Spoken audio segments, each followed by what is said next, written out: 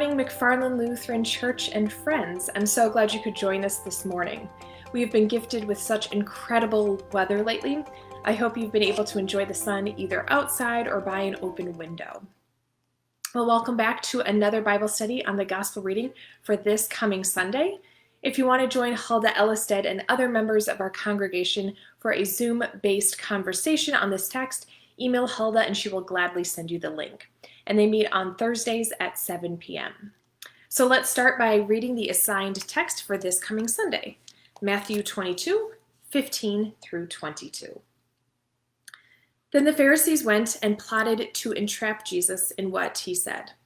So they sent their disciples to him, along with the Herodians, saying, "Teacher, we know that you are sincere, and teach the way of God in accordance with truth, and show deference to no one, for you do not regard people with partiality. Tell us then what you think. Is it lawful to pay taxes to the emperor or not?" But Jesus, aware of their malice, said, "Why are you putting me to the test, you hypocrites? Show me the coin used for the tax." And they brought him a denarius. Then he said to them, "Whose head is this, and whose title?" They answered, "The emperor's." Then he said to them, "Give therefore to the emperor the things that are the emperor's, and to God the things that are God's." When they heard this, they were amazed, and they left him and went away. The word of the Lord. So today's story is about paying taxes, but is there more to it than that? From the very beginning of our passage, we know that the following conversation isn't one of genuine curiosity or academic debate, but it was a premeditated scheme to trap Jesus. The Pharisees and the Herodians, aka the religious leaders and the devotees of Herod, they team up and ask Jesus, "Is it lawful to pay taxes to the emperor or not?" This isn't income tax or property tax or sales tax. It's the imperial tax. In the words of David Lowes, it was the 1 denarius a year that Jews had to pay the Romans to cover the cost of occupying their country. That's right.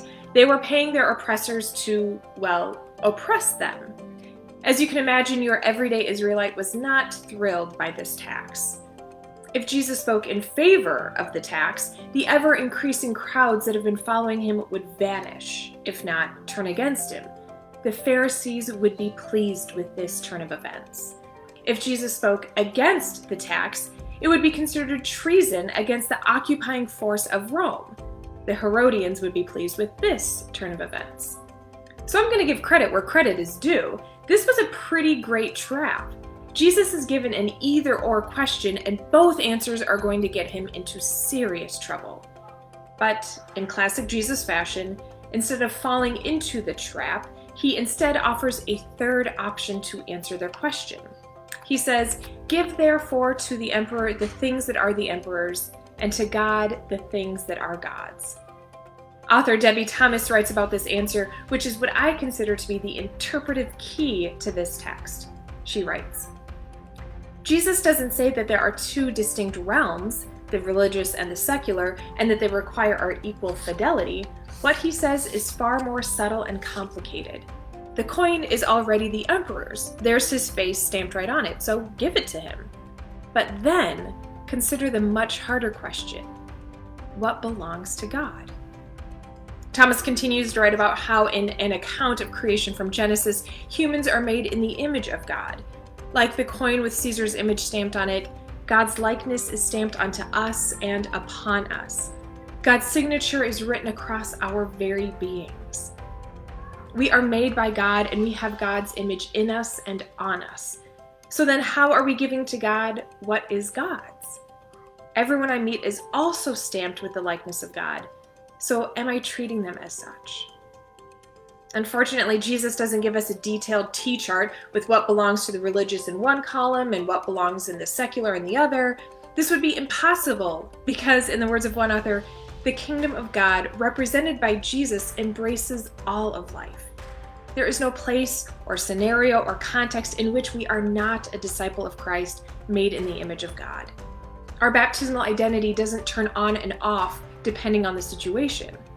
Our call to be a follower of Christ is more integrated than that. It has more integrity than that. We are made in God's image and bear the cross of Christ on our foreheads at all times and in every place. So instead of dividing when we are God's and when we aren't, the gospel writer Matthew leaves it to his readers in their own situations to be Jesus theologians. We are called to discern how to best honor and respect what is made in God's image in every situation. Thanks be to God. So a few discussion questions for you. Who in our lives can help us discover where our loyalties lie and how we can live out that commitment? Another question, being reminded that we are made in God's image, does this change how we view ourselves or our own worth? And similarly, being reminded that everyone we meet is also made in God's image, does this impact or shape how we act in the world? And last, how might God be calling you to respond to this passage?